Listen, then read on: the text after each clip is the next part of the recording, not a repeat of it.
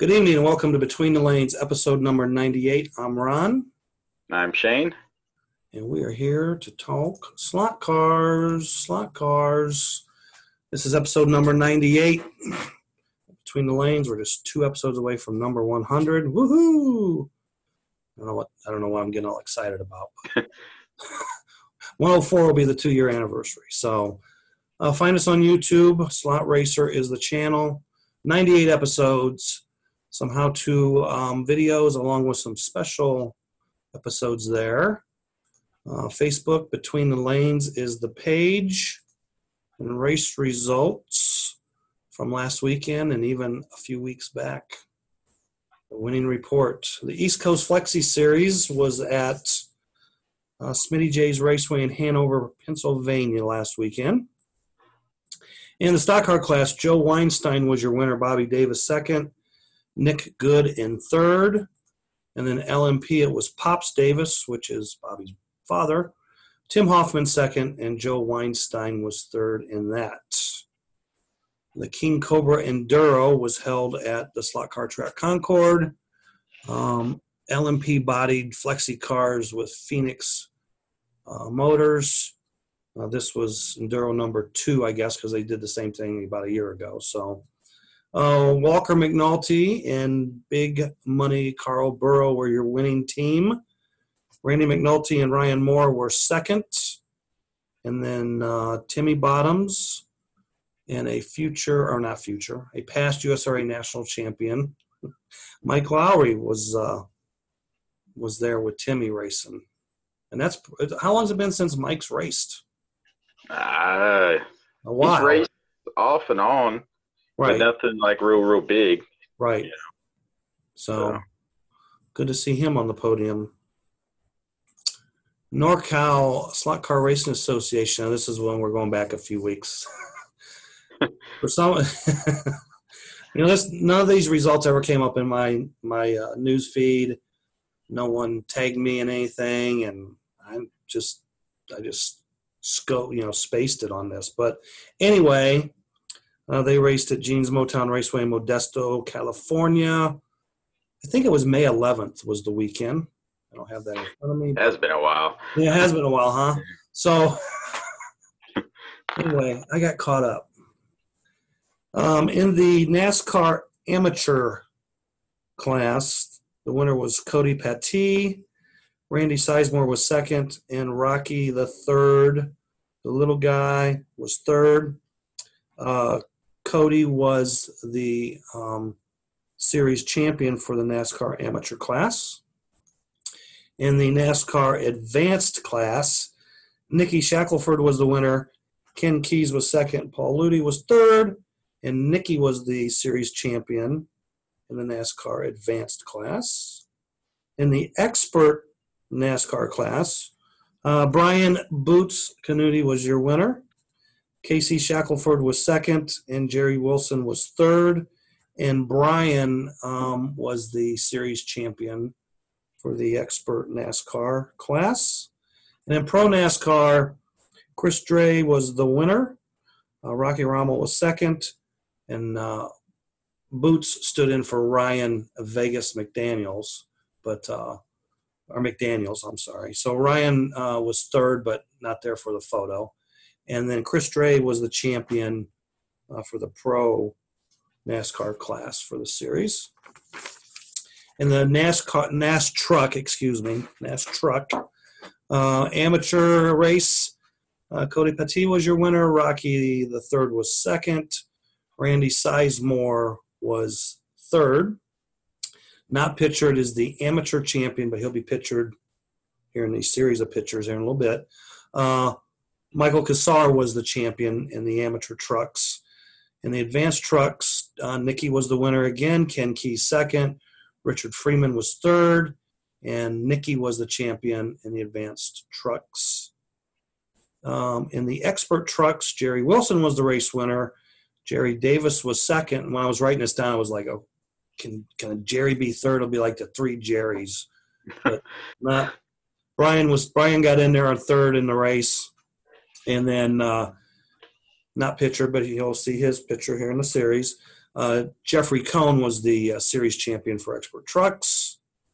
And then the Expert NASCAR Trucks, or Pro Trucks, Motown Gene was your winner.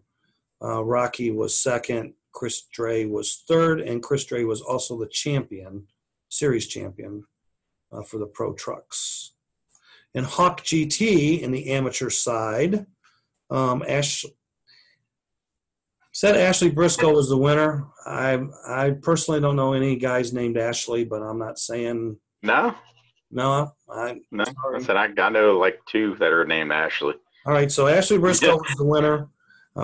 Rocky the Third was second, and Michael Kassar was third in this, and Michael was also the champion in Hawk GT amateur as well as the Trucks amateur. In Hawk GT advanced, Jake Domingo was your winner. Paul Ludi was second. Richard Freeman was third. And the series champion for advanced Hawk GT was Paul Ludi. In the expert Hawk GT, Brian Boots was your winner. I'm just going to call him Boots from now on. Yeah. Tim Hould was second, and Casey Shackelford was third. And the series champion is Jeffrey Cohn. In the Hawk GT Pro, Chris Dre was the winner. Old-time, long-time Team Cayman racer Fred Hood was second. And Rocky Rommel there was third. And the series champion for Pro Hawk GT was Chris Dre there in the center.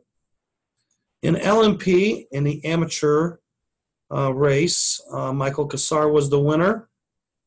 There was no champion in that class because I think they only had like 2 entries in the series for amateur LMP or something. And in the advanced LMP, Ken was the winner. Ken Keys was your winner.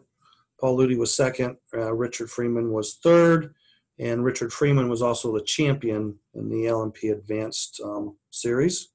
LMP Expert, Jeffrey Cohn won the race. Boots was second. Tim Hould was third. And Jeffrey was the series champion in Expert LMP. And then in the Pro LMP, Chris Dre was the winner. Motown Gene was second. Rocky was third. And your series champion for Pro LMP was Chris Dre in the center. So then they have overall champions, which I think I didn't ask. I don't know the rules, but I'm going to guess on this. They have overall champs, and I think what they do is they total up all the points for each driver, each class. It's like a combined points. Like if you run 4 classes, your points go into your overall total for the overall. So in the overall amateur champion of the series was Michael Kassar. The advanced overall champion was Paul Ludi. The expert overall champion was Brian Boots. And the pro overall champion was Chris Dre for the 2018-2019 series. And it has come to an end. So there you go, NorCal. You got your credit. NorCal Retro, and forgive me because they said I don't know where they raced. I didn't write that down, or did I? Nope, I didn't write that down, so blame me. Okay, so in the Can-Am class, Retro Can-Am, Jim Fowler was your winner. Dave Kumaro was second, and Herman James was third. There was no podium pictures. In the Pro Coupe race, Herman James was the winner. Dave Kumaro was second, and Chris Crofts was third.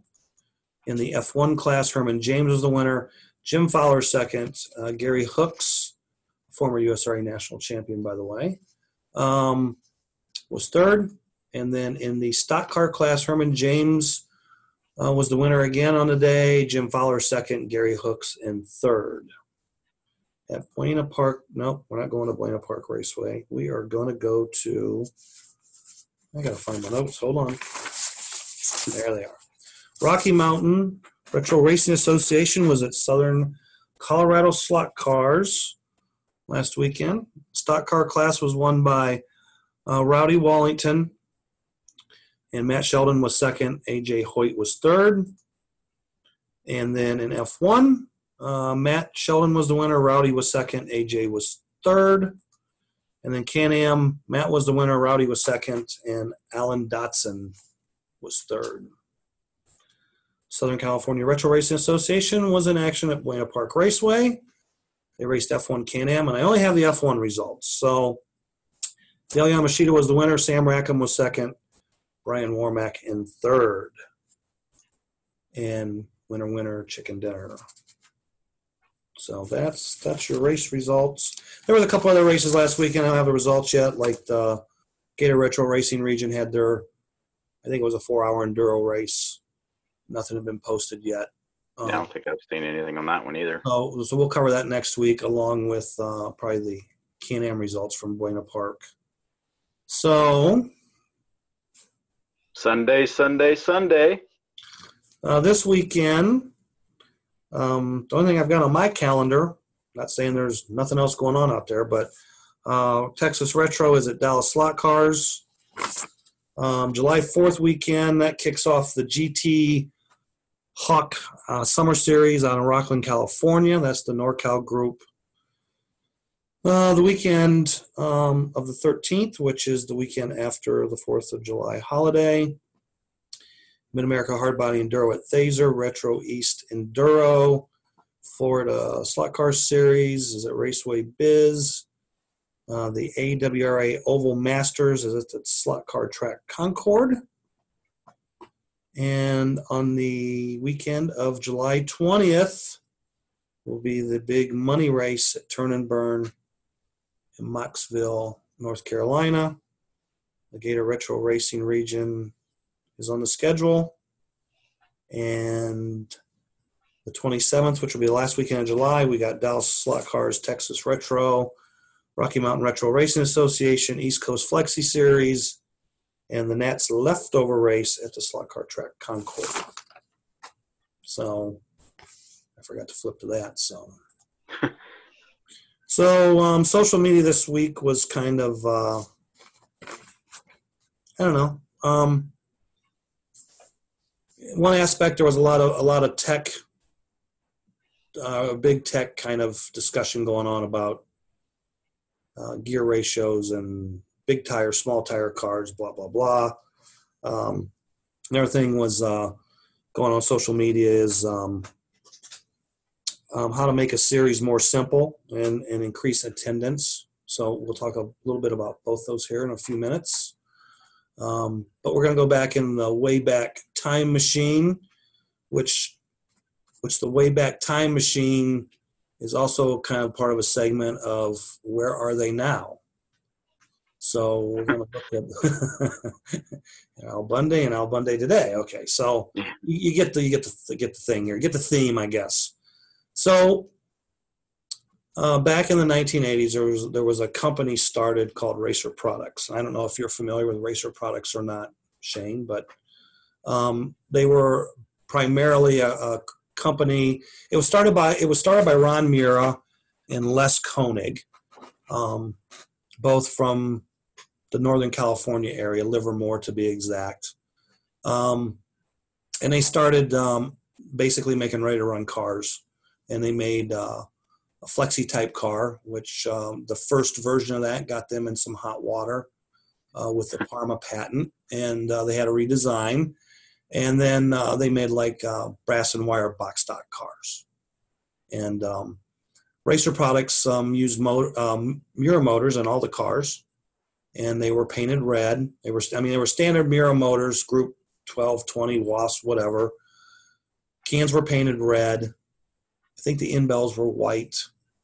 But Racer Products motors always had drill blank shafts in all the types of motors. Like Mura standard production Group 12 motor didn't have a drill blank shaft, had a piano wire shaft. And at some point, Group 20s always had a drill blank. There was a period of time when International 15s could not have a drill blank, but then Mura made a batch of arms that had drill blanks in them and released them by accident. And once they were out there, it was just like, let's just go to drill blanks because they did last longer. And it was, I don't even think it increased the price of the armatures $1 or something. So anyway, so Racer Products had a model, and this is Gay, okay?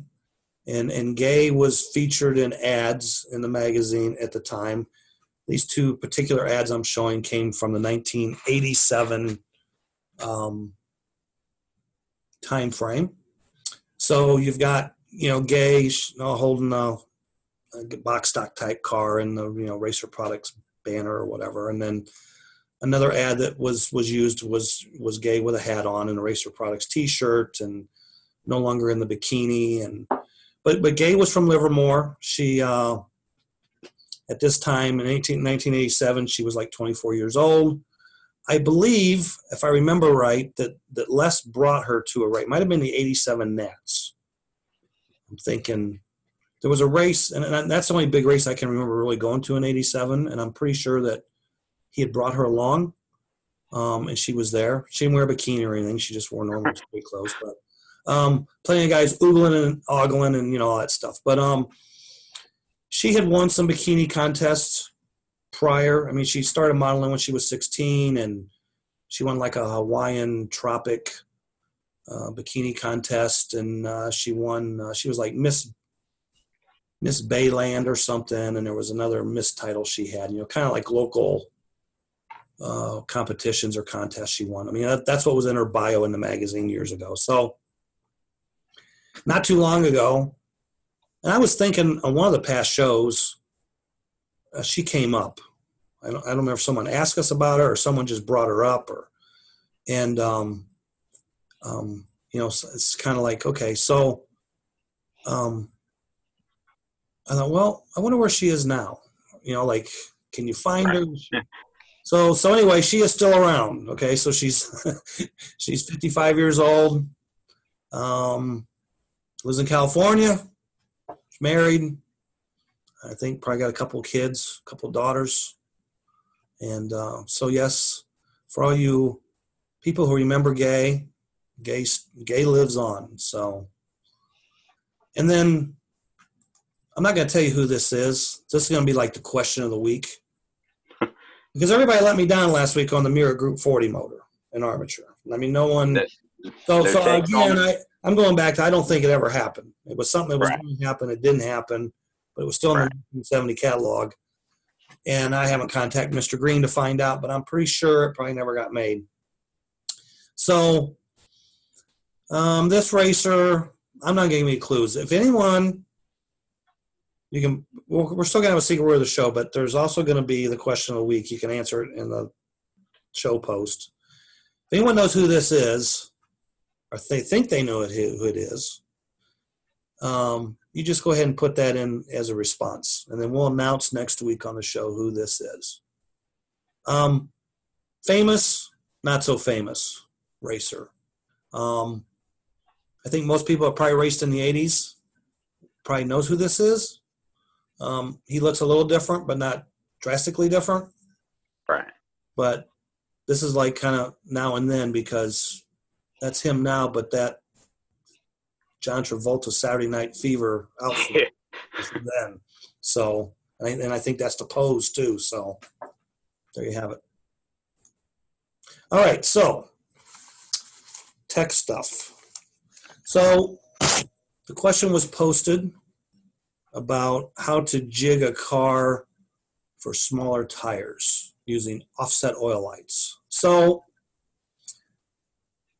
without going into a whole lot about that, basically offset oil lights are used for two purposes. Well, I guess 4 purposes. To raise your rear axle in your car, or to lower your rear axle in your car, or to move your axle back a little bit to make for a longer guide length, or move it forward a little bit for a shorter guide length.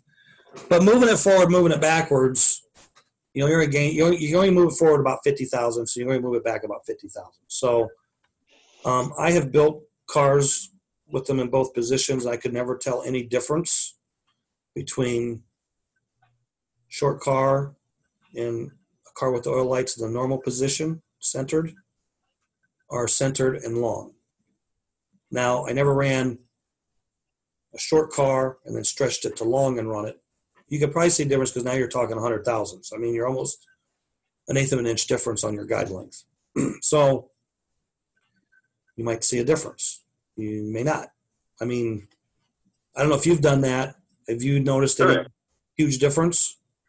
The only time I've ever noticed a difference from running a long wheelbase car versus a short wheelbase car was at Tracy's when we went to Tennessee. Okay. That's the only time. And the only thing that I noticed is, I mean, I had the car, it was set up in a neutral bushing. Right. Talked to some of the locals, talked to some guys there looking for speed because I was about a tenth or so off. Right. You know, and they were like, try this. At that point, I was kind of like, well, all right, you know, I'll try it. I'm going to presume that you went shorter. Yes. Okay. Yep. I made, you know, shortened up the wheelbase, or we left, ate, I guess it was lunch, dinner, came back, and I was like, all right, I'm just going to start from ground zero and redo this car. You know, short wheelbase. I think that's about the only, everything else was the same motor, gear ratio, all that. Right. And then it was quicker. How much quicker? I gained that tenth and then some, so I was happy. Okay. Yeah.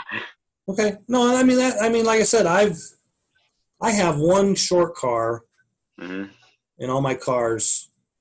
I've never raced that car because the car has never felt better than anything else on any given day anywhere. So, and I mean, there's been times where I've built cars with the bushing and the neutral, long and short, and I don't keep track of them. You know, some people, they got notes down to the T. Right. Raced, done well, you know, top 8, depending on if it's a big race, top 3 if it's a smaller race. Come home, you know, Monday normally. Sundays is obviously my travel back home, get home Monday after work. It's like, all right, let me unpack this stuff and start cleaning it, look at the car and go, oh, wow, you know, I ran that one. Right. And it could have been the long wheelbase car, you know. Right. And stuff. Then, you know, I've heard people, like when we go to Mark's Model World, some guys say that, oh, you know, their short wheelbase cars went up the donut quicker. Right. You know, or their long wheelbase cars quicker. Then I look at my car and it's just like, I'm just running neutral and mine's fine, you know. Right. Then it's like, oh, should I try it? Should I not try it? And it's like, well, I've tried these 3 cars and they're kind of all over the place. And you know. So, okay. So I think I definitely have 2 cars set up with offset oil lights, maybe a 3rd car. Okay. So but like I said, I only built them to be able to run tires, get more use out of a pair of tires. Right. Okay. Like I didn't build them because I thought small tire car would be handled better or quicker. Like, I mean, what's the weight difference between a 725 tire and a 690 tire? Yeah. Same size hub, same style hub. There's not going to be much difference. Yeah, the gears are a little smaller. Again, what's the difference in weight between a 35 and a 37 tooth gear? Don't know, didn't weigh it. But I didn't build the car for that reason. I built the cars to be able to run tires that are worn out on my normal oil light in the center cars. Yeah. Which, you know, I'll take, you know, if you take a Mazzetti chassis, and I think it's the same with like the JK chassis, and you put the oil light in the stock position, usually, you know, non-offset oil light, stock position, you know, and you're running 47 thousandths clearance, grind your tires to 730, 725. That's what I was going to say. You're right there. Okay. So let's just say if you run 725 tires on the car and you're right at 47 after the race, you're probably not going to clear, you know? So now what do you do with those tires? Well, I'm going to go build me a car to take 690 tires because, you know, it depends on the track, depends on the motor, depends on the class, the body. I mean, how your tire wear goes. So like if my tire, I mean, I've seen 725 tires go as small as 705 in a GTP race, you know, like in a 16-minute main. So, I think we were at that race okay. together. So We were just like, whoa, these things are yeah, wearing tires. yeah. So it's like, okay, so now I've got these 705 tires, 705, 710 tires. Oh, I could run them again, but I need to build a car for it. Right. So I sat down and build a Patriot striker center section with offset oil lights and a Defender with offset oil lights. And there could be two Defenders, but I know there's definitely one. Then I took those tires and I ground them, cleaned them up at 700, maybe 795. Right. A little there to break, run them back in, and boom, 47 thousandths at 690 or whatever. So when you go to a smaller tire, you have to adjust your gear ratio to adjust for the rollout ratio. Okay, so I quickly made this chart, nothing fancy. A lot of people don't understand rollout ratios. Okay, so maybe I should show this. Okay, we'll just stay here. So to figure out your rollout ratio, you take your spur gear size and you divide it by your pinion, and then you divide it by the decimal size of the tire diameter. So like in this example, 38 divided by 11, that comes out to 345. Anytime you divide 38 by 11, it's going to come out to 345. Right. Okay? But when you put in the decimal size of the tire is when it changes. Right. So in this is how you do rollout calculation. Spur gear divided by pinion size divided by tire diameter decimal size. In this case, I just went with 790. That gives me a rollout ratio of 4.37 and a whole bunch of numbers after that, like 4.372, blah, blah, blah, blah, blah. It's just rounded off to 437. So your 345 goes to 437 once you figure in your tire diameter decimal size. Okay, so like Michael Colvin said, a lot of guys will ask you what gear ratio you're running, but they don't ask you what tire size you're running. Okay, so I made up this little chart. 1138 or 38 divided by 11 is always 345, always. Now, when you take your tire diameters, you see how your overall rollout ratio changes. So like if we're at a race and you say, well, I'm running 1138, and I go, what size tire? And you say 800. Well, I know your rollout's at 431. And if I'm running 725 tires, I'm at 476. And I'm going to be like, well, now I know why he's got bank speed, because he's got a lower rollout than I got. You know what I'm saying? Right. So that this is a ratio. 1138 is always 345. 825 tires, the rollout's 418.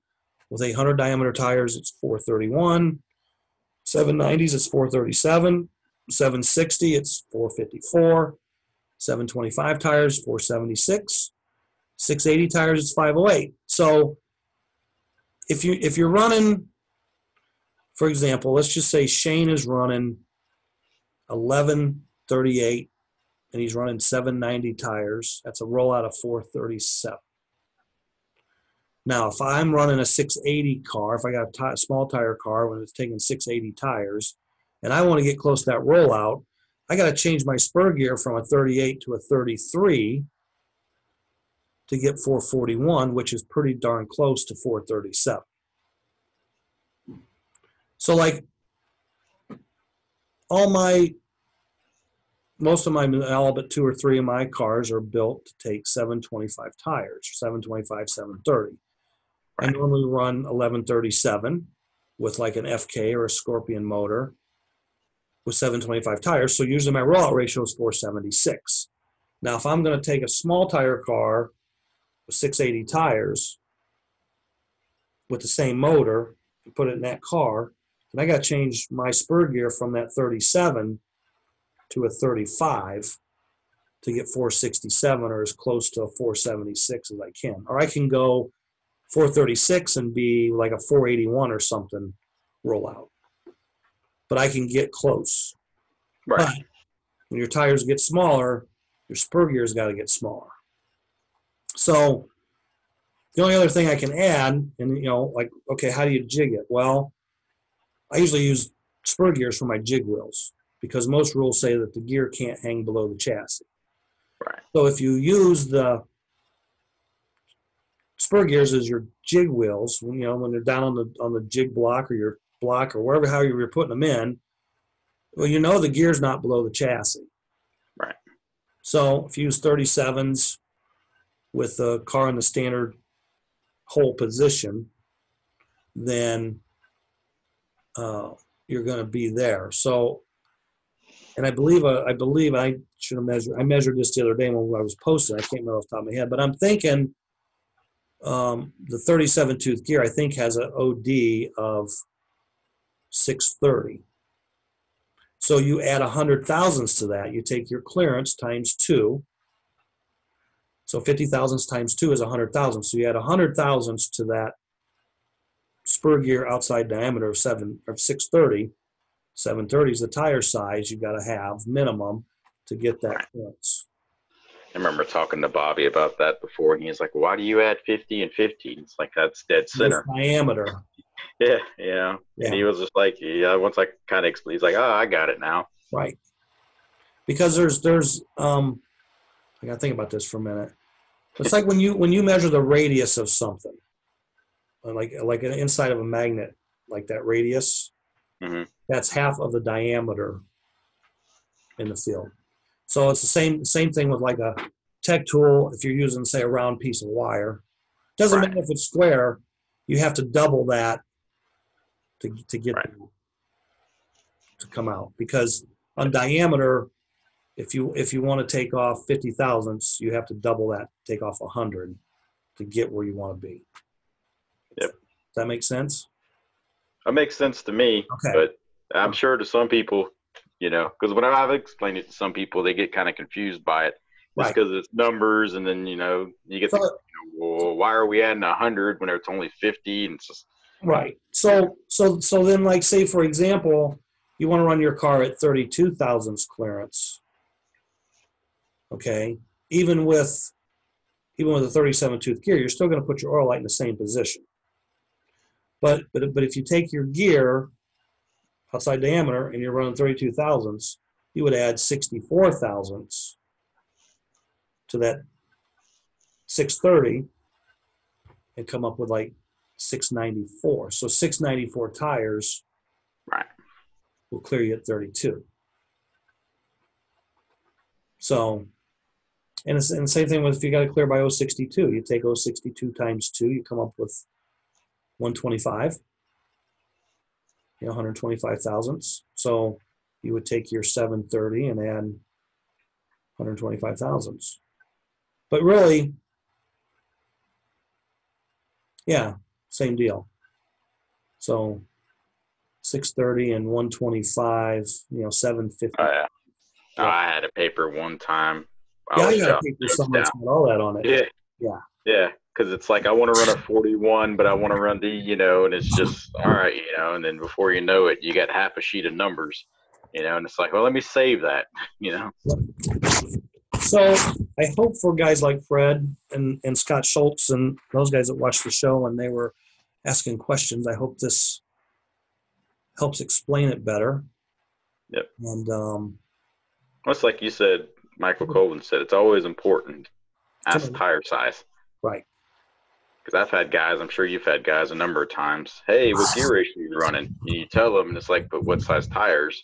Right. Then they give you that look like, what does that matter? It's like, well. And see, the thing is, too, rollout really comes into play when you have to run like a spec pinion size. Right. Okay, so even without running spec pinions, you've got, and you can run any size pinion. You can just as easily manipulate the rollouts for changing pinions versus spurs. The only thing you got to remember about spurs is when you go with bigger spurs, the motor's usually going to run hotter and have less torque and less brakes. And it should have more top end. But if your motor gets hot and slows down, or your motor gets hot and burns up, you don't want to run a big pinion. So Yeah, there's a lot of different. I mean, and maybe next week I'll come up with some more examples of like if you ran 13:38 with this versus 12 of this. Like for example, you can run 11 something. Right. I'm just throwing this out as an example. It's not exact. You know, you could run like well, we'll do it with 10 tooth pinions. Like you could run 10:30 and get three flat. Right. You could run 11 something, 11:29 or 11:28, and get three flat or close to three flat. Right. Okay, so yeah, It's you're something that before to get clearance on a body for a gear. Because right. the body was mounted low, and it's like, well, all right, you know. So even though both are the same ratio, when you're just talking gears, even with raw, if you're using the same tires, they all come out the same. Right. The motor is going to run hotter and have less brakes and be more sluggish with that bigger pinion compared to the smaller pinion. So, but usually you will have to go to a smaller spur with the smaller pinion, where with bigger pinions you have to run bigger spurs to control heat. But again, it depends on the track, the power, traction, all that. There's so many factors Oh yeah. to think about and is involved. Because every type of motor we run, basically there's a max pinion size that you can run without it going to the next size and then burning up. Right. You know what I'm saying? It's just a standard kind of rule of thumb. So, you know, like pros on FKs, you know, most places spec 11 tooth pinion. Right. You go to a 12, you may go a little faster to the yeah. back or something, but man, you really risk of burning it up. Oh, it's just like what this year at the Nats. You know, you had Casey Scott, yeah. you had Chris. They both ran big pinions. Right. Casey didn't make it out the first heat. Right. Chris was in a battle for the win. Right. Yeah, you roll the dice. Yeah. And then when we went to the what was it called? Let me find my notes here. Flexi Fiesta. You know, same gear ratio, different bodies. Yeah. GTP car lasted. LMP car, I changed. I think you changed. Terry changed. You know, right, because, and it's just a change in the body. Well, because we had too big a pinion. Okay, so like in GTP, you could run the car almost like, I'm not going to say full punch, but you could run it pretty good punched everywhere, just micro blipping. Yeah. You kept the motor revved up to keep air going through it to keep it cool. Yep. Well, when you ran the same motor in the LMP with the same gear ratio, you couldn't drive it, keep it wound up. More brake, more throttle. Lack of torque because of big pinion, motor gets hotter, fades away. Yep. So, yeah, I mean, again, we ran too big a pinion for too many minute heats. You know, we should have been running 12 tooth pinions for 3 minute heats. Or if we want to run 13 tooth pinions, we run 2 minute heats. So, live and learn. But yeah, you're exactly right. I think it was what an LMP. I think what Terry changed first. Then I think it was me. Or did me and you change at the same time? I think you and I changed at the same time. Yeah. Right. Because I was thinking, well, if he has problems and I have problems, we're doing this at the same time. So it kind of right. Because Terry changed. Well, I changed his motor for him. The heat before mine. It's like, oh, I need to change now. Right. And then I think I don't know, a minute later or something, you're like, oh, I got to change my motor. Because I remember yelling at Roger saying, hey, give me the countdown because I'm stopping it in front of me. Right. So, yeah, so we both changed our motors a heat after Terry did. And I think that was third and fourth heat or fourth and fifth heat. I mean. Yeah, it was at least a halfway point. Right. So then GTP, it was like we were all setting up for a motor change. And the motor change had never happened. Right. I think the only one that had bad luck in that race was Scott Morgan. Who was it? Scott Morgan. Oh, okay. Yeah, he had that race in the bag until 30 seconds. Oh, yeah. Yeah. Yeah, I mean, I was 2 laps down going to the last heat. Told the story before, and I thought, well, hopefully I can catch him. Maybe I'll have a little bad luck, you know, like. Yeah, because we were over there talking about it, and I was like, dude, he hasn't hit anything, hasn't had any bad luck. He's had the perfect race. I mean, I had got down 5 laps because of traffic, you know, and then. Right. the last, I don't know, heats 6 and 7, I made up 3 laps. But I was still 2 down going into the last heat. And I'm Right. thinking, well, he's got to have some problems for me to catch him because Right. he's on green, I'm on orange. We're both running the same times. Yep. He's going to have to stop and wait for something or, hit something or someone's got to hit him. And, we ran around there for 2.5 minutes. And I was like, at the minute and a half mark, I'm like, it's over. He's winning. I mean, I got no problem with that. Yeah. It would have been good to see him win. But then Poof. I hear him go, ugh. And I'm thinking he's fell off in the finger or come off in the finger. So Right. I'm kind of looking around and I don't see him. And next thing I know, I go blazing past him through the 90 on the outside. And he wasn't going fast enough to nerf me. But, Yeah. it's just like I went around him. And when I went around, the sparks was coming out the top of that motor.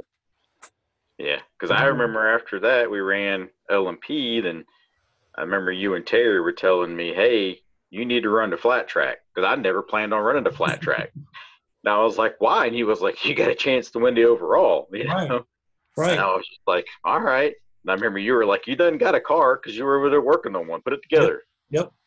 Went back up there. I was like, all right, give me more stuff. Shane, And you figured I flew all that way to race. Might as well race. Shane was the overall champion. Good times. Those good times. And we had tacos. That was a perfect example. Same cars, same motors. Yeah. Same gear ratio, same tires. Everything was the same. Except body change. And the body, you lived with the GTV body and L&P bodies were questionable. I'm trying to, what L&P bodies did we run on the King? Was it your bodies? I don't remember. Yeah, I think it was. I think it was the I remember we ran Cadillacs. Yeah, I think you're right. Yeah. And Cadillacs. I think we went with the same body, didn't we, as Palooza?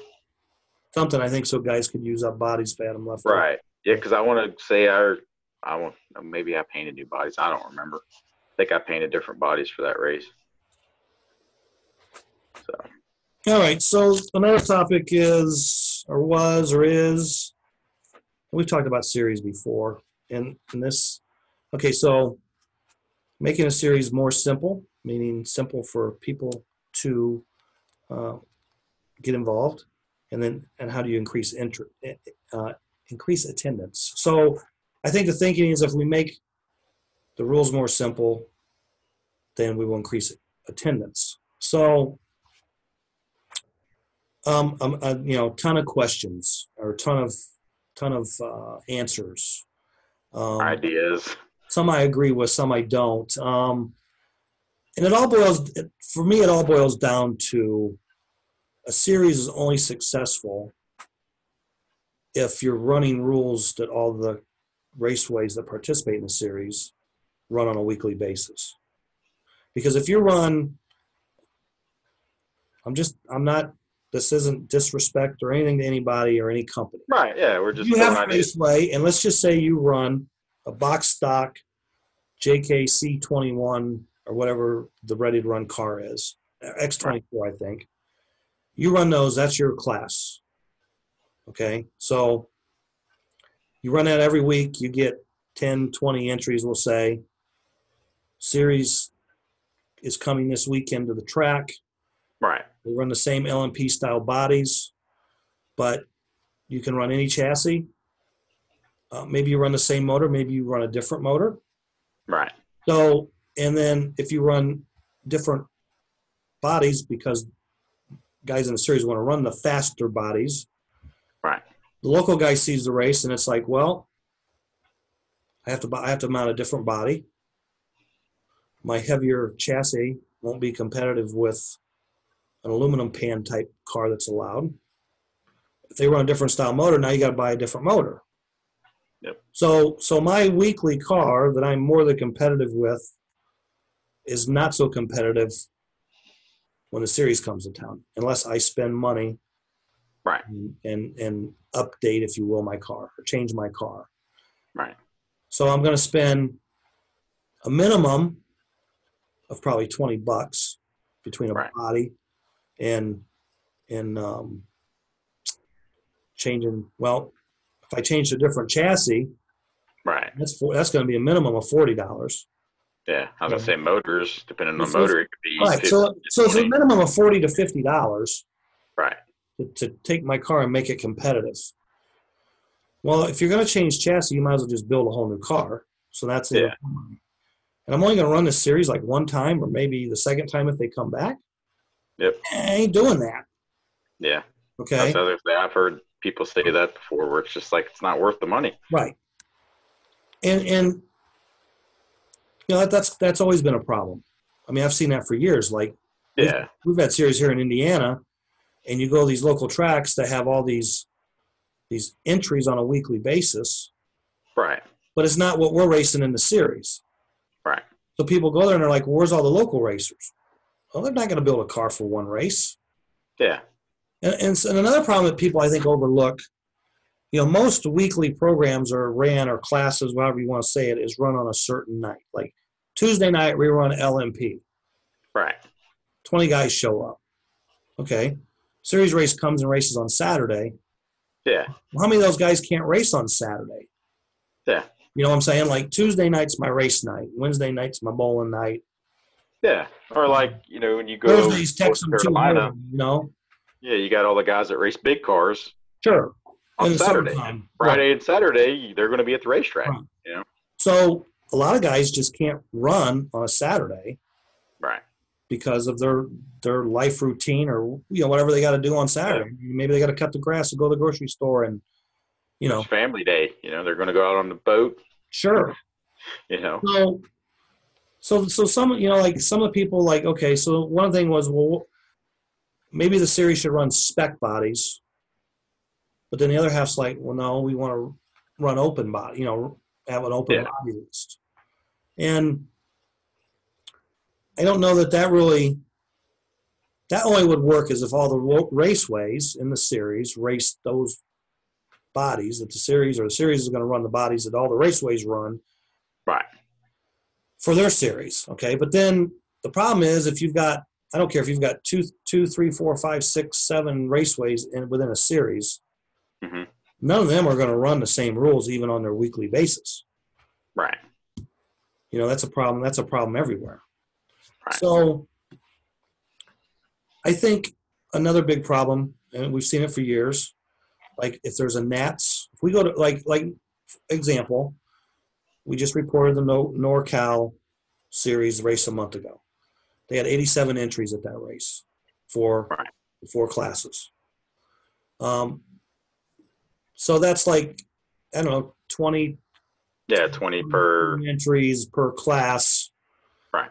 And they split those up into 4 categories: amateur, advanced, expert, pro. Now, in years past, the NorCal series has always been a 80 to 100. I mean, I can remember back when it was 120 or 140 entries for a race. And the Nats would go to that region, and there'd be like no locals. Okay, well, because the local series doesn't run USRA rule. Right. So those guys have to build special motors or different cars and get different bodies because they're not running the USRA body list. Right. You know what I'm saying? So now they have to update their cars to meet this. But the biggest factor a lot of people think is, well, I don't want to race against those better drivers.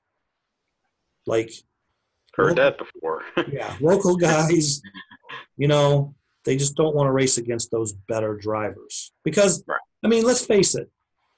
If I'm racing at your raceway and you're beating me by 10 laps a week, okay, that's hard enough for me to overcome. I'm not saying I can't. Right. I can with more practice, more building prep, whatever. You got to identify why I'm not beating you by 10 laps or you're beating me by 10. So once I address that problem, and like, for example, again, I'll back up. If you're beating me by 10 laps a week, and I know there's 5 guys that's going to come in and beat you by 10 laps, why do I want to race? Right. I don't think that's the right attitude. I think the attitude should be, I got to figure out how to run closer to you, but I need to go to this race and see why them guys can beat you by 10 laps. Yep. And That's just like years ago when I first met you. What did I tell you? I want to start traveling bigger races because I want to get better. right. And then when I first started racing with, the y'all series, I was getting beat, Right. Then So, after what, 3 years? right. So I'm sitting there, I'm thinking about it today. Like maybe all series should just go to like IROC cars. Like everybody just shows up and races the same cars. I think there's tracks to do that. There's tracks that do that, but I'm saying have like an IROC series. Okay. Right. Like say Mid-South just says, you know what? We're going to build 12 cars.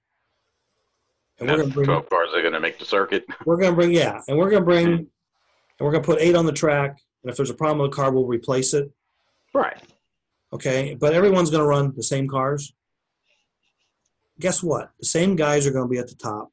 The same guys are going to be in the middle. The same guys are going to be at the bottom. Right. Because it gets to a point where it will come down to driving. Right. You know what I'm saying? And driving is going to, I mean, it's like an oxymoron. There's a lot of guys that have great cars but can't drive that well. We watch those guys who qualify. Really well. A lot of guys can drive really well, but they don't have good equipment. Right. So some of these guys, you don't know where they stand unless either you give them your car and say, here, go run this. Right. And if a guy can make my car go as fast as I can, well, he can probably drive as good as me. Right. He can't make the car go as fast as me. He needs to work on his driving.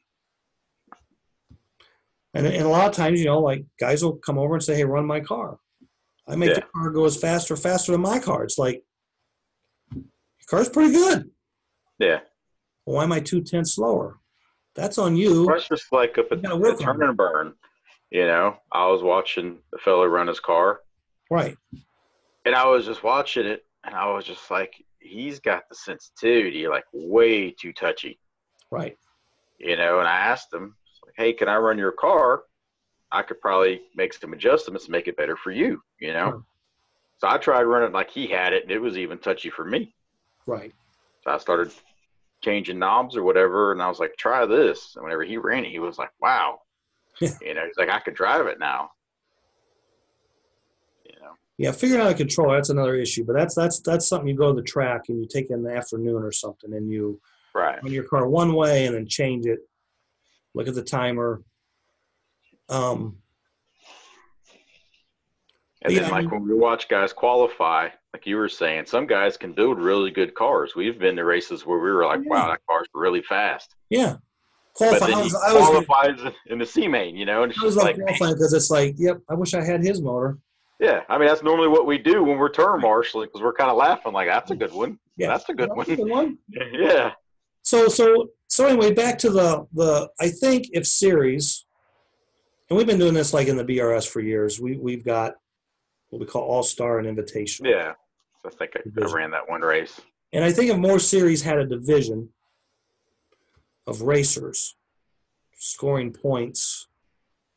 And you don't have to be in the same, like you don't have to put all the advanced guys in one race and all the amateurs in this race. And you qualify them and you split them up by qualifying time. The 8 fastest guys are the A main. I don't care if there's 2 amateurs, 5 pros, an expert, and an advanced. They run together because their cars and their driving is similar. Right. Next group. And at the end, you go down and say, okay, the highest finishing amateur was up here in 3rd overall, or he could be 10th overall, or he might be 15th overall. Right. And they'll be all mixed up because when they post those results on Facebook, they'll say like he was the first place advanced driver, he or she, but they were 15th overall in the race. Doesn't matter where they were overall. They still finished in their peer, if you will, I guess is the word I should use. And you don't always have all your peers in the same race. They're spread through the field. And I think that's what more series need to do. And one suggestion was, well, maybe just let the local guys run their cars as they are in with the other cars, if you will, the legal cars that meet the series rules. Right. And you can still, I guess you could do that and still separate them. Mm-hmm. But I don't think most guys that built, let's just say, for example, my series has GTP and we run FNRS rules. Right. So I go to the local track, and their local GTP rules allow them to run Group 12 motors. Right. I don't think I or anyone else is going to want to run against those faster cars. Right. Because there's going to be such a big difference in speed. Right. Especially if a good driver was to go there, or there was a real good driver locally. I mean, the fastest guy with a FK GTP car would get blown away by that guy on the local. You know what I'm saying? Right. So I think if the motor styles are the same, or the motors are the same locally in a series, who cares Right. about the body change, the body differences? Just run your car, Right. or you differently or separately. Yeah, 'cause I've seen posts before. When it comes to bodies, that's probably you're going to end up changing it eventually anyway. And it's like the cheapest thing to change. Right. You know? Right. So I think if you want to increase participation, then yeah, you got to make the rules simpler for the locals to help increase that participation. Because I think if you look at any series anywhere in the country, there's only, like I always call the series championship anymore the perfect attendance award, because usually the guy who wins a championship or finishes first, second, the only two guys that went to all of the races, or maybe they only missed one race. Right. And the other guys further down the pecking order, maybe they only ran 4 or 5 out of 7. Right. Because they don't, excuse me, like they don't care about winning a series championship. Yeah, because that's like with Mid-South, I have a couple overall championships. Right. But it was also during the highs when there was, 20, 30 people traveling to every race. Right. And then over the years, we got away from the point series, because then it was like, well, sometimes having a point series, it makes people feel obligated they have to go. Right. And it's like, well, we have 2 drops. You dropped your 2 worst races, stuff like that. And then eventually, I think over time, we just did away with the points. Right. I mean, some guys like run for, a few guys usually like running for championships. The majority don't care. Right. And then, we used to have it with Mid-South where the raceway that had the most entries at the end of the year, we kind of had like an awards banquet. Right. So if we went to this track and they had 90, but then the next track had 105, we would go to that track at the end of the year. It's kind of like hey, we appreciate, right. You helping our series. The reward was you got another race that year. Right. And we'd go there for, some guys would go just to get their awards and all that. Then some guys would go and race again, because we were generally, instead of racing 5 races, we would race like 3 races, because we'd have like our year-end meeting on rule changes and proposals and stuff. And then just over the years, that's even got simpler, Right. But I think some series, sometimes they make such drastic changes from one year to the next. See, I don't like when a series makes a change right in the middle of a season. No, this is true. Unless, and you know what? Unless it's announced a couple of races prior. Like for example, if a new body comes out that wasn't on the body list at the start of the series. Right. See, bodies I don't mind too much, because bodies nowadays, they're popping new bodies out, Well, like I guess you could say chassis. Okay, right. So, if a new chassis comes out after the series starts, and everyone knows it's available, you can say, you know what, you can't run it until 2 races from now. So everybody has time to try them, get them in their fleet. And so I guess I should. And some people don't like that. I mean, it never really bothered me. Right. But I guess what I should have said was I don't mind they add stuff, because to me, if you're adding something, you're just giving someone more opportunity. and you may pick up another racer. It's whenever they take something away in the middle of a series. Right. You know, because then it's like, what happens if that one racer, that's all he has? Now you're taking his program away from him. Right. So. And I think another thing too that okay, so like when it comes to series, you've kind of got the biggest problem in a traveling series is to get other racers to travel to other races. Right. Distance. Okay, so like, if there's a couple of tracks within 30 minutes of one another, yeah, guys will travel between those two tracks. Right. But when a track is 3 hours away, a lot of guys won't want to travel 3 hours. Right. And that adds expenses for a hotel. Well, and again, there's reasons for that. Either it's more cost to do that. Why do I need to drive 3 hours to go race that race when I can race Tuesday night here and I don't 5 minutes from the house? Yeah. Okay, so it's a cost thing. Sometimes it's a common sense thing, like, why would I do that? Right. But if you want to win a series and you want to race and learn, you need to do that, okay? So some people simply can't afford it. But I think one of the biggest costs, we both know this in racing, is tires. Yeah. When you go to different tracks, you have to have different tires. And, you know, okay, I raced there 2 months ago. We ran Wonder Rubber. So I'm going to go that racetrack and take my Wonder Rubber. Well, guess what? Your Wonder Rubber may not work there the second time. It may be too hard. It may be too. I made that mistake one time. Right. So I think, and I've been, I've talked to you about this before and stuff, and I think that some series should consider like using handout tires at their events. Right. Where everyone has to run the same tire. You only technically have to buy one pair. Right. If you know what the handout tire, the type, let's just say, okay, the race next month that Joe blows, we're going to use Alpha Soft 5238s. I can buy 2 pair and use those to practice. Right. Okay, and then buy my maybe just buy 1 pair. Yeah. Okay, and then I get my pair that's handed out marked. I true them. I go out, break them in. Well, guess what? I only spent $24 on tires. Right. Versus, I'm going to go this track. I should probably have a couple pair of untreated, a couple pair of untreated, treated, and a couple pair of Wonder. And, well, maybe I need a pair of Wonder that's harder than that pair. Well, now I'm spending $100. Yeah. That's one reason why I like these hand-up races. I'm spending $60 on tires, 60 plus tire. If I'm going to buy 5 pair of tires, I'm spending $60. And I still don't know if those are going to work when I get there. So that'd be something kind of neat to kind of do a chart on, as far as like the Flexi-Palooza races. How many tires did the top guys buy? Oh, well, I only bought, or I didn't buy any extra pair of tires. Because I think the last race, last race, I can't even remember. What's the league? Can you only buy 2 pair?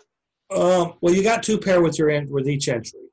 Okay. So I wonder how many people actually just said, I'm going with the 2 pair and actually done well. Have you? I mean, I honestly don't know. Yeah. Every time I go, I always buy, like, I max everything out. No, every Palooza race, mm-hmm. I've only took the tires that they gave me. I didn't buy any extra tires. Gotcha. You get 2 pair per class. Yeah, right. I didn't buy any extra. So that would give you 4 pair overall. 4 pair overall. Right. I'll sit down, I'll durometer them. That's plenty. Yeah, I'll durometer them and I'll match them. Yeah. So I guess that wouldn't work because for whatever reason I was thinking you got like 1 pair per class, so you only had 2 pair. You get 2 pair per class. Gotcha. So So like, because I think I did that at Marks. I just went with like 4 pair. Right. At the last Palooza, I had 4 pair, and Terry had 4 pair. Uncle Bob had 4 pair. So we ran the softest tires in LMP, and then we all went 2 points harder for GTP. Right. But we still had a bunch of tires that were harder than that they're for another. That's like me. I think I still had like a brand new pair, and I was just like, I'll race them somewhere. Just add them to the pile. Right. But it's easier because you can leave all your tire stuff at home. Just bring a tire drawer. Right. I mean, you know me. Normally, I bring the whole garage. But again, you can race a class on one pair of tires. I mean, only buying one pair of tires. Right. Cut them a little tall, go out and run them. Yeah. Or if you want to run, if you got to go and run a lot of laps, and you know what the tire is going to be up front, you can buy them at your local raceway, take them with you. But you don't have to buy two of this, two of this, two of this, two of this. Right. Yep. Everyone's going to run on that same tire at that event. Same with bodies. Right. You know? Well, again, spec bodies, okay. But if it's open bodies, I don't care what you do with bodies. If they're open, it's always going to come down to one or two bodies. Right. If it's spec, it's going to come down to one or two bodies. Every time. Or if it's just that one body, then it's just like. And I personally think if you're going to do spec bodies, just pick one body and be done. Just let it ride. I know some people think, well, we need to give one body to each manufacturer. That's fine and dandy and nice. Right. But I would rather it's going to come down to one body. Right. I would rather see a series say, okay, if there's just say they want to allow 4 body manufacturers in their series. Right. They run 4 classes. Instead of doing 4 bodies per class, do 1 body per class, but give each class to manufacturer. Right. Yeah. And that makes it real simple and easy. Yeah. For everybody. Because I'm going to run my RTR body in this class. I'm going to run my GP body in this class. I'm going to run my Parma body in this class. I'm going to run my out-of-sight body in that class. Yeah, done. Or I'm going to run Mid-America bodies and out-of-sight bodies and RTR and champion bodies. I mean, yeah, just I think that's more fair, not only to the racers, but the manufacturers as well. Right. Yeah, because it kind of spreads it all out. And it's real simple for the raceway owner because instead of like, well, what bodies do I need to stock? Yeah, you get one choice. Right. Just, instead of stocking, 4 of 6 body styles, just get a dozen or a dozen and a half of one. Yeah. It's a guaranteed sell. Yeah.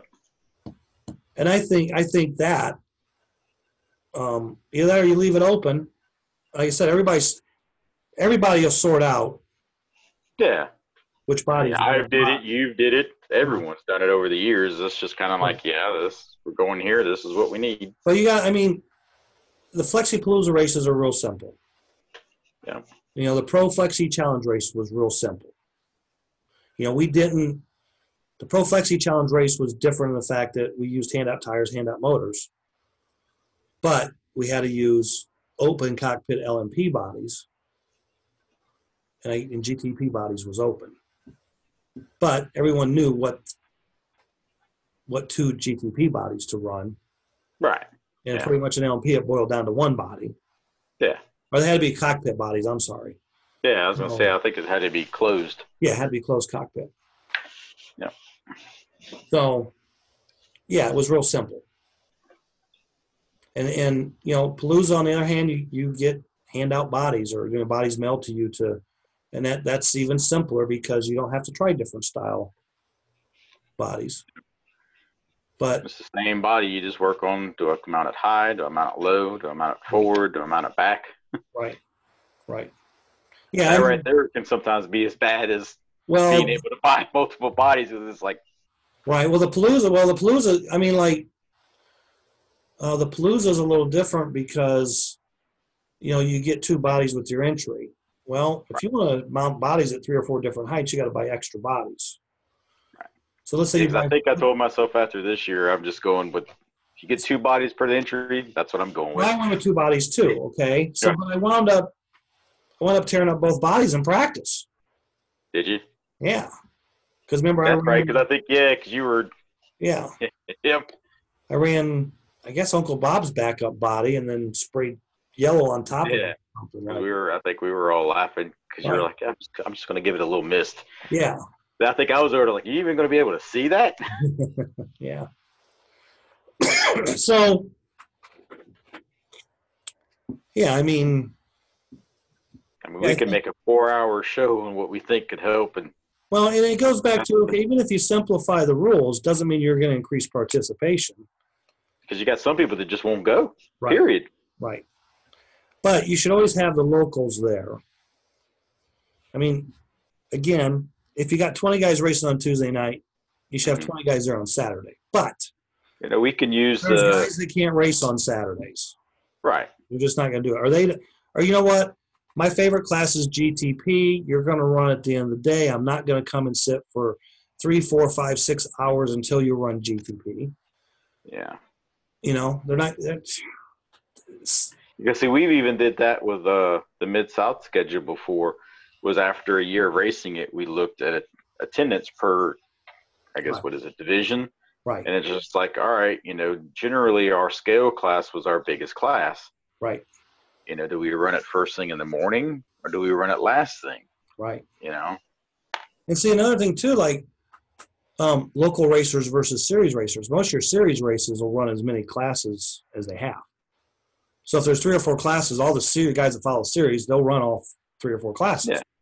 Local guy might only race LMP on Tuesday night. Right. He ain't going to drive 3 hours to go run 1 class. Right. He's going to stay home. So, I mean, series kind of have 2 problems. One is increasing participation, but one problem is the rules and what a guy races. And the second thing is a lot of local guys only maybe run 1 or 2 classes. And then the third problem is traveling, like I said. And see, here's another thing too that I've always said for years too, especially and I haven't raced weekly for years, so I don't know what the weekly tracks around me do.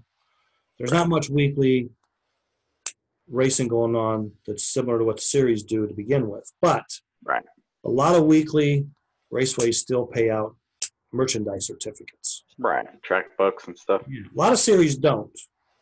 So again, why am I going to drive, 1, 2, 3 hours, right, and get nothing when I can stay home and finish in the money and spend a lot less money?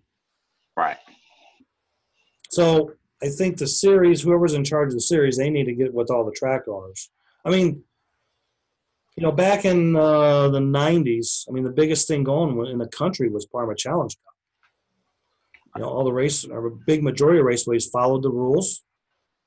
A guy could go from any raceway with, cars he built to those rules and go to another raceway, and he was legal. There was none of this, we don't allow that type of body or that brand of body or that motor or that. Everybody was using the same rules with very, very minimal changes to those rules.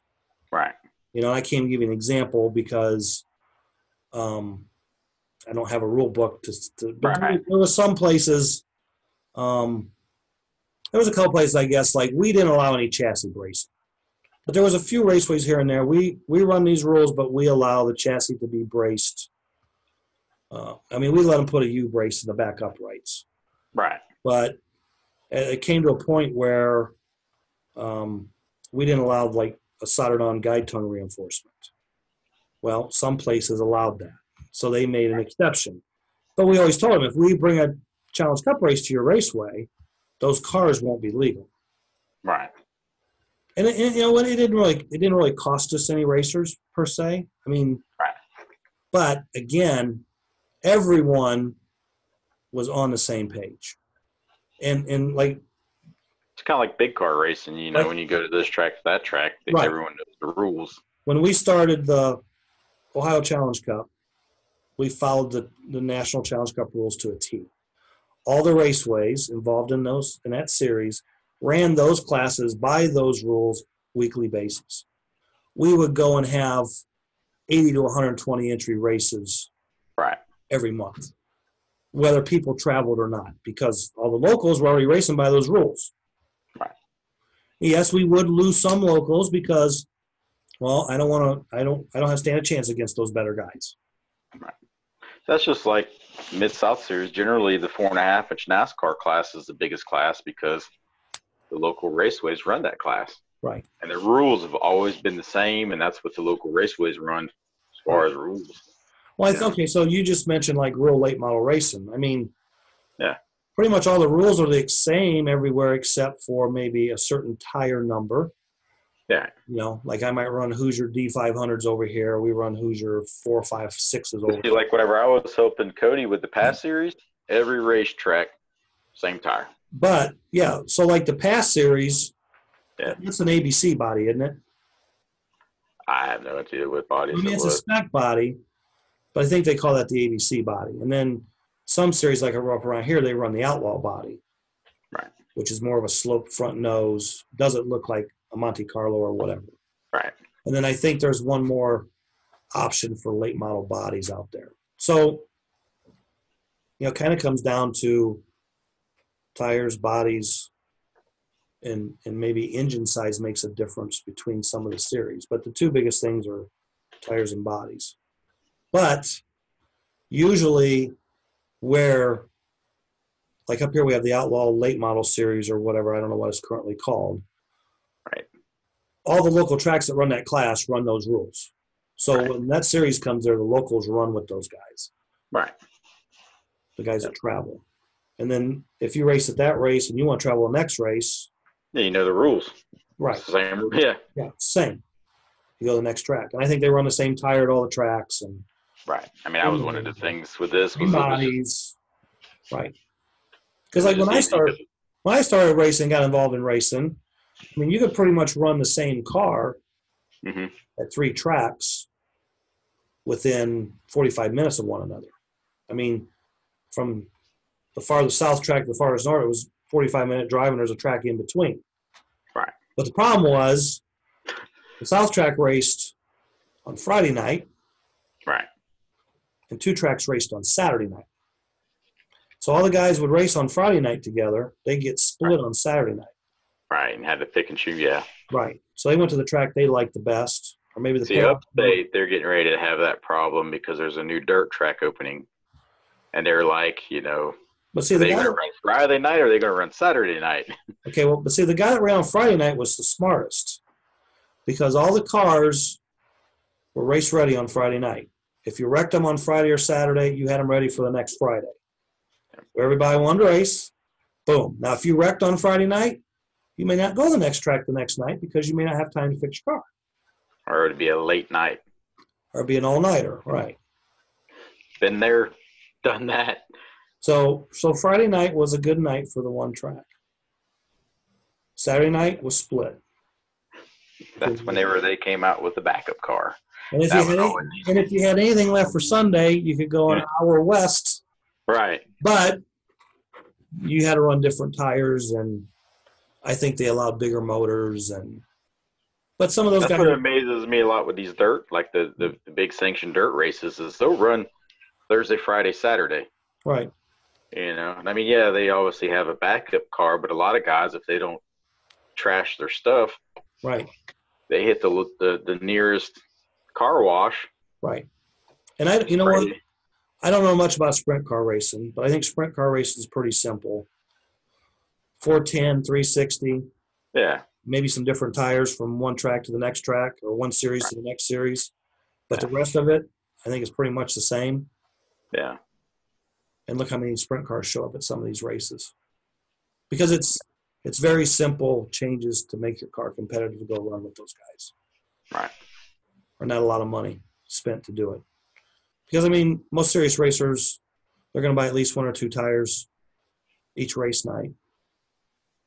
So if they have to go to a different track, even if it's a different tire, they still need new tires. New tires are faster. That's the best thing. Like when we did it was we would normally take the tires that we ran from the race before. Yeah. Because you had to turn 2 tires in. Okay.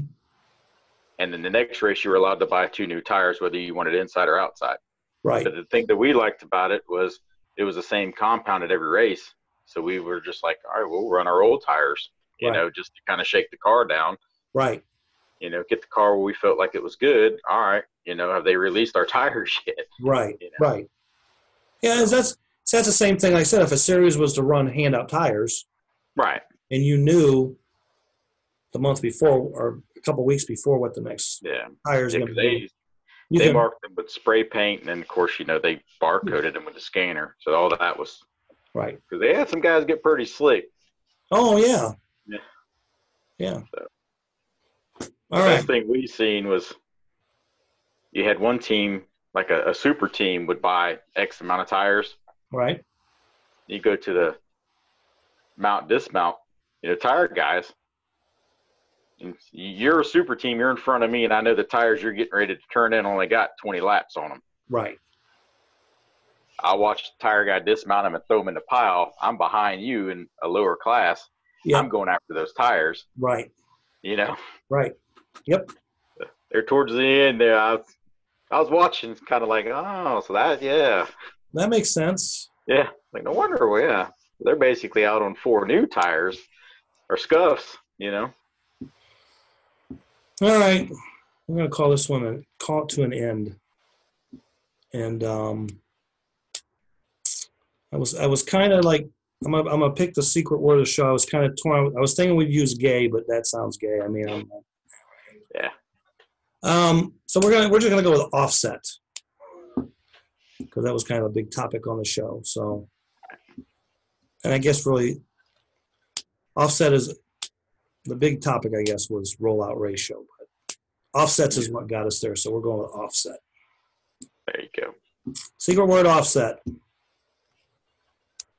That's all I got. That's it for me. I'm on a miniature vacation. I don't race for another month, so there you go. Not much going on down here. Same here. All right, guys. If you're going racing this weekend, be safe, have fun.